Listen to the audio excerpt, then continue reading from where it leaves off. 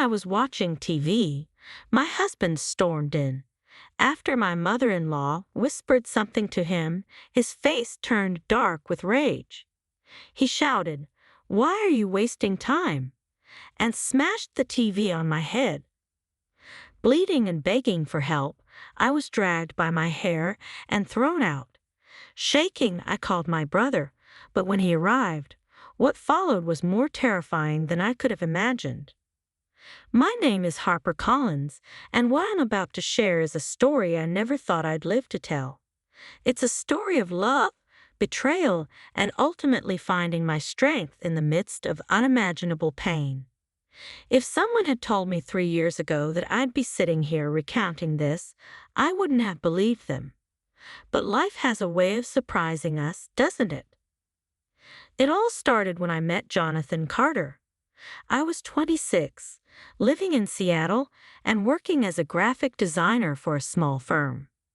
My life was simple and steady until Jonathan came into my world. He was a 30-year-old banker with the kind of charm that could light up a room.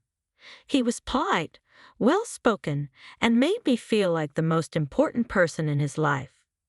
Our romance was a whirlwind.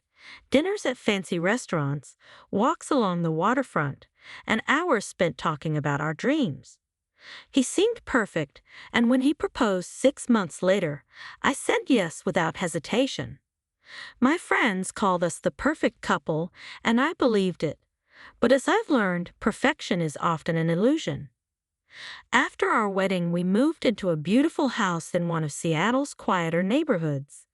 At first, it felt like a dream come true.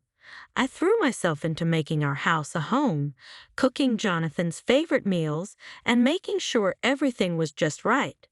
He worked long hours at the bank, and though I missed him during the day, I convinced myself it was all part of building our future together. It wasn't long before cracks began to show. Jonathan's mother, Patricia, moved in with us a few months after the wedding. She claimed she needed to help out, but it quickly became clear she was there to control. Patricia was in her late 50s, a retired school teacher who carried herself with an air of authority. She had strong opinions about everything: how the house should be run, how I should dress, even what I should cook for Jonathan. At first, I tried to get along with her. After all, she was my husband's mother. I listened politely when she criticized me for being too modern or when she insisted I wasn't managing the household properly. But no matter how hard I tried, it was never enough for her. And worse, Jonathan started siding with her.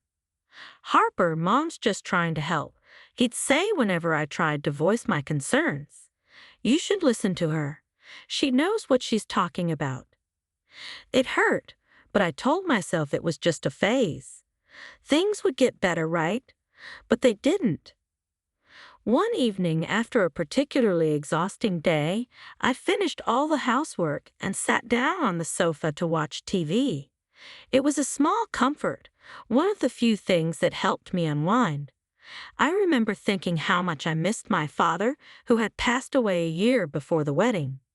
The TV was his gift to me, and watching it always brought back warm memories. Jonathan came home late that night. He looked tired, but still greeted me with a smile. For a moment, I felt relief. Maybe tonight would be peaceful. But then Patricia appeared, whispering something into his ear. Whatever she said, it changed his expression instantly. He glared at me, his eyes cold. "Get up," he said, his tone sharp. "Go to the kitchen and make me a fresh meal."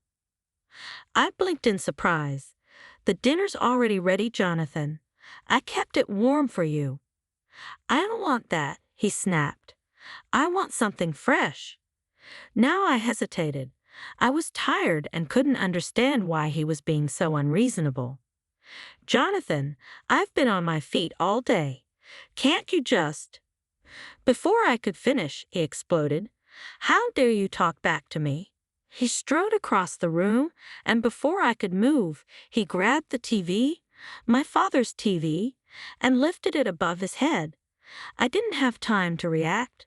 He hurled it down, and the corner of it smashed into the side of my head.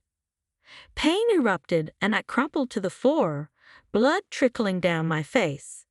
I was too shocked to cry. I just stared at him, my vision blurred, my heart pounding. "Maybe this will teach you to obey me," he said. He growled. Patricia stood nearby, arms crossed, a smug expression on her face.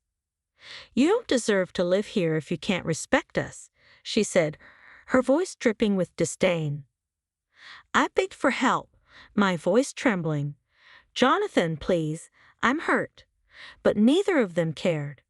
Patricia continued shouting at me, and Jonathan dragged me to the door. "Get out," he spat, shoving me into the cold night. I stood there, bleeding and shaking, unable to process what had just happened. With nowhere else to go, I called my brother Daniel. As soon as he answered, I broke down. "Harper," he said, his voice sharp with concern. "What's wrong?" "Jonathan, I need help," I cried. "Where are you?" he asked, his voice firm. "I'm coming to get you right now." I gave him my location and waited in the darkness, my mind swirling with fear and disbelief. What had my life become? How had I ended up here? When Daniel arrived, his face was a mix of anger and worry. He helped me into his car and drove straight to the hospital.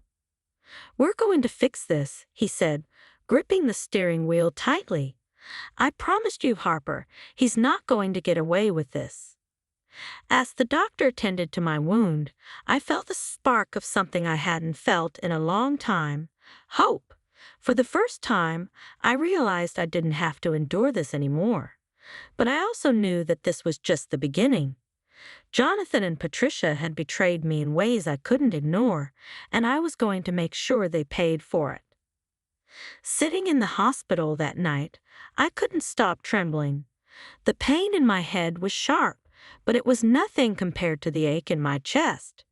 As the nurse cleaned my wound and applied stitches, Daniel sat by my side, fuming silently. I could see the anger radiating off him, but he held back his words, waiting until I was ready to talk. Once we got back to his apartment, he sat me down with a glass of water and said, "Harper, tell me everything. I need to know exactly what's been happening." I hesitated. Where could I even begin? But I knew I had to tell him, so I started from the beginning, recounting every instance of Patricia's interference and Jonathan's growing coldness. I told him about how I tried to please them, how I hoped things would get better, and how it all escalated to that horrifying moment when Jonathan smashed the TV on my head. Daniel listened intently, his fists clenched, his jaw tight. By the time I finished, he was seething. "He's a monster," Daniel said, his voice low but full of rage. "And his mother is no better. Harper, you can't go back there. Ever." "I know," I whispered, tears streaming down my face. "But what can I do? They've made it clear I don't belong there. I don't even have my belongings." "Forget your things," Daniel said firmly. "What matters is your safety. We'll figure the rest out, but first we're going to make sure they pay for what they've done to you." I nodded, feeling a mixture of fear and relief. For the first time in months, I felt like I wasn't alone. Daniel was my rock, and I knew he wouldn't let me face this on my own. Over the next few days, I stayed with Daniel, trying to recover both physically and emotionally. He helped me file for divorce, and while the process was daunting, it was also liberating. Cutting ties with Jonathan felt like regaining a part of myself that I'd lost. But I knew divorce wasn't enough. The anger and humiliation burned inside me, and I wanted justice. Jonathan and Patricia had destroyed my trust, my confidence, and my sense of safety. I couldn't let them get away with it. One evening, as I sat in Daniel's living room, I said, "I want to do more than just leave him. I want to expose him for what he really is." Daniel looked at me, his eyes narrowing in thought. What do you mean? I mean he's not the man he pretends to be, I said, my voice trembling but resolute. I've always had this feeling that he's hiding something. The way he's so secretive about his work, the late hours, the unexplained phone calls, it doesn't add up. Daniel nodded slowly. You might be on to something. If he's hiding something, we'll find it. Let's dig deeper. That's when we decided to hire a private investigator. Daniel found a man named Jack Lewis, a seasoned investigator with a reputation for getting results. When we met with Jack, I explained my suspicions about Jonathan's activities at the bank. Jack listened carefully, took detailed notes, and promised to start investigating immediately. The waiting was agonizing. Every day, I wondered what Jack would uncover. Part of me worried I was overreacting, that I was chasing ghosts. But another part of me, the part that had lived with Jonathan's lies and manipulation, knew there was something dark beneath the surface. Then, about 2 weeks later, Jack called. I found something, he said. Can we meet in person? My heart pounded as Daniel and I drove to Jack's office. When we sat down, Jack laid out the evidence he'd gathered. The truth was worse than I could have imagined. Jonathan wasn't just a controlling husband. He was a criminal. He had been embezzling money from the bank, laundering it through fake accounts, and funneling it into offshore holdings. Jack showed us documents, account statements, and even surveillance photos. It was undeniable. I stared at the evidence, my mind reeling. I knew he was hiding something, I said softly. But this, Daniel said, his voice filled with determination. This is huge. We're taking this to the authorities. Jack nodded. You should, but be careful. People like Jonathan don't react well when they're cornered. I felt a chill run down my spine, but I knew Jack was right. Jonathan was dangerous, and this was no longer just about me. His actions had harmed others, and I couldn't let him continue. The next day, Daniel and I went to the police with Jack's evidence. Detective Rebecca Hayes, the officer assigned to the case, listened carefully as we laid everything out. This is solid, she said, flipping through the files. We'll start an investigation immediately. Leaving the station, I felt a mix of emotions, fear, relief, and a strange sense of power. For so long, I had felt helpless, trapped in a nightmare I couldn't escape. But now, I was fighting back, and for the first time in a long time, I believed I might actually win. Little did I know, the battle was only just beginning. The days after meeting Detective Hayes were a blur of nervous energy. The police had taken over the investigation, and I found myself anxiously waiting for updates. I kept replaying Jack's words in my head.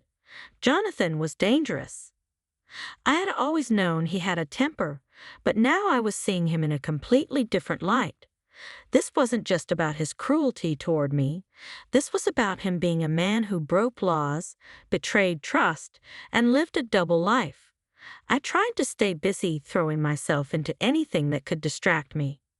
Daniel was my constant source of strength, always checking in and reminding me that I wasn't alone in this. But even his reassurances couldn't fully ease my fears. I knew that once Jonathan found out what was happening, there would be no turning back. About a week later, Detective Hayes called me in for a meeting. When Daniel and I arrived at the station, she had a folder on her desk, her expression serious but determined.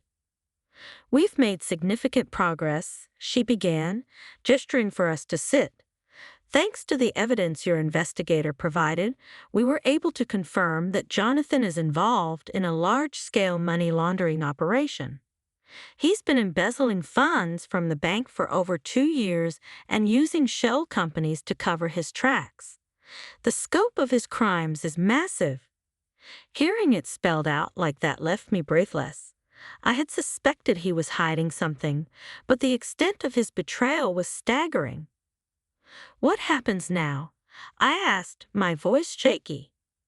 "We've built a strong case against him," Detective Hayes said. "We've already started monitoring his movements, and we're preparing to make an arrest. But I need you to be careful. Once he realizes the net is closing in, he might try to contact you, or worse." I nodded, gripping the edge of my chair. "I won't let him get to me," I said, though deep down, I was terrified. As we left the station, Daniel turned to me. "You're handling this incredibly well, Harper. I know it's not easy." "It's not," I admitted, "but I need to see this through. After everything he's done, I can't let him walk away." That evening, I sat alone in Daniel's living room, staring out the window. My mind wandered back to the beginning of my relationship with Jonathan. How could the man who once held my hand and promised me a lifetime of happiness be the same man who had done all of this, who smashed a TV over my head and embezzled millions? The betrayal cut deeper than I could have imagined, but it also fueled my resolve. He had taken enough from me. It was time for him to face the consequences. The next few days were tense. I couldn't stop imagining what would happen when Jonathan was arrested. Would he lash out? Would he deny everything? Part of me dreaded the confrontation, but another part, one I barely recognized, wanted to see him brought down finally. The call came. Detective Hayes informed us that Jonathan had been taken into custody earlier that morning. "He didn't resist," she said, her tone calm but firm. "But he's claiming innocence. He's saying it's all a misunderstanding." "Of course he is," I said bitterly. "That's what he's always done, pretend to be the victim." Despite his denial, I felt the weight lift off my shoulders. Knowing he was behind bars, even temporarily, gave me a sense of safety I hadn't felt in months. But I knew this was far from over. The next step was the court case, and I would have to relive everything to ensure he faced justice. As I prepared for the trial, memories of Jonathan haunted me. I remembered the way he'd look at me with disdain when I didn't meet his impossible expectations. I remembered the nights I cried myself to sleep, wondering why I wasn't enough for him. I remembered the moment he threw me out, bleeding and broken, as if I were nothing. But those memories didn't break me. If anything, they made me stronger. I channeled my pain into determination, knowing I had to stand up, not just for myself, but for anyone who had ever been made to feel powerless. The day of the trial arrived quickly. The courtroom was intimidating, with its high ceilings and rows of wooden benches. I sat with Daniel, his hand for support, as Jonathan was brought in. He looked calm, almost smug, as if he believed he could talk his way out of this. But as the prosecution presented the evidence, the documents, the surveillance photos, the testimony from the investigator, I saw his confidence falter. When it was my turn to testify, I walked to the stand with shaky legs but a steady heart. I recounted everything: the abuse, the lies, the night he hit me with the TV. My voice wavered at times, but I didn't stop. I refused to let him silence me again. Jonathan's defense tried to paint me as a bitter ex-wife seeking revenge, but the evidence against him was overwhelming. By the time the trial concluded, it was clear to everyone in the courtroom that he was guilty. The judge's verdict came swiftly. Jonathan was convicted on multiple counts of embezzlement, money laundering, and fraud. He was sentenced to 12 years in federal prison. As the gavel struck, I felt an immense sense of relief. He couldn't hurt me anymore. When the judge announced Jonathan's sentence minus 12 years in federal prison, a wave of emotions washed over me. Relief, disbelief, and even sadness mingled together. But one feeling stood out above the rest: freedom. For the first time in years, I felt like I could finally breathe. He couldn't hurt me anymore. He couldn't manipulate me, control me, or break me. Justice had been served. After the trial, Daniel and I stepped outside the courthouse. The sun was shining, but I still felt heavy. It was as if the weight of everything I'd been through was just now sinking in. Daniel placed a hand on my shoulder. "You did it, Harper," he said, his voice filled with pride. "You stood up to him." I nodded, my throat tight. "I couldn't have done it without you," I said. "You believed in me when I didn't believe in myself." The next few weeks were a blur as I tried to pick up the pieces of my life. Moving forward wasn't as easy as I had hoped. I still carried the scars, both physical and emotional, from everything Jonathan had done. Sometimes I would wake up in the middle of the night, reliving the moments of his anger, his violence. But each day, I reminded myself that I was stronger than those memories. I had survived, and I wasn't going to let him define me. One of the first steps I took toward healing was reclaiming my independence. I moved into a small apartment in downtown Seattle, not far from my office. It wasn't much, a one-bedroom with a tiny kitchen and creaky floors, but it was mine. Every piece of furniture I picked out, every picture I hung on the walls, felt like a declaration of my new life. For the first time, I had a space that was truly mine, free from Jonathan's shadow. Work became another refuge. I poured myself into my designs, finding solace in the creative process. My boss, who had always been supportive, gave me opportunities to take on bigger projects, and I slowly began to rebuild my confidence. It wasn't easy. I still had moments of doubt, wondering if I was truly capable. But with each success, I proved to myself that I was. Daniel remained my rock through it all. He checked in on me constantly, whether it was bringing over groceries or just sitting with me on the couch, watching movies and talking about anything but the past. He reminded me that I wasn't alone, and that made all the difference. One day, as I was organizing some old papers, I came across a photograph from my wedding. In the picture, Jonathan was smiling at me, his arm wrapped around my waist. I stared at it for a long time, trying to reconcile the man in the photo with the man who had hurt me so deeply. Eventually, I tore the picture in half and threw it away. It felt symbolic, like I was finally letting go of the version of him I had once loved. But my healing wasn't just about forgetting. It was about learning. I took time to reflect on everything I had endured, and I realized how much stronger it had made me. I had found a resilience within myself that I didn't know existed. I had faced betrayal, humiliation, and pain, and I had come out the other side. I wasn't the same person I had been when I married Jonathan, but I was okay with that.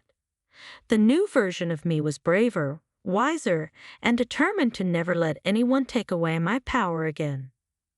As for Jonathan, his sentencing sent shockwaves through the community. His crimes made headlines, and the bank he worked for issued a public apology for failing to catch his fraudulent activities sooner. I heard through the grapevine that Patricia, his mother, had moved away, likely out of embarrassment. Part of me wanted to confront her, to demand an apology for the way she had treated me. But I realized it wasn't worth it. She wasn't worth it. My energy was better spent on myself and my future. One evening, Daniel and I went out for dinner to celebrate. It wasn't a big occasion, just the two of us at a small Italian restaurant, but it felt significant. As we clinked our glasses together, he said, "To your freedom." "To my freedom," I echoed, smiling for what felt like the first time in ages. It was a genuine smile, one that came from a place of peace. Now, as I sit here telling the story, I realize how far I've come. What happened to me was horrific, but it didn't break me. It taught me that I deserve better, that I have a voice and a right to stand up for myself. And most importantly, it taught me that no matter how dark things seem, there's always a way out. Jonathan may have thought he could control me forever, but he underestimated me. He underestimated the strength I had buried deep inside. And now, as I look ahead to the future, I know one thing for sure. I'm free. Free to live, to dream, and to build a life on my own terms. And that, to me, is the greatest revenge of all.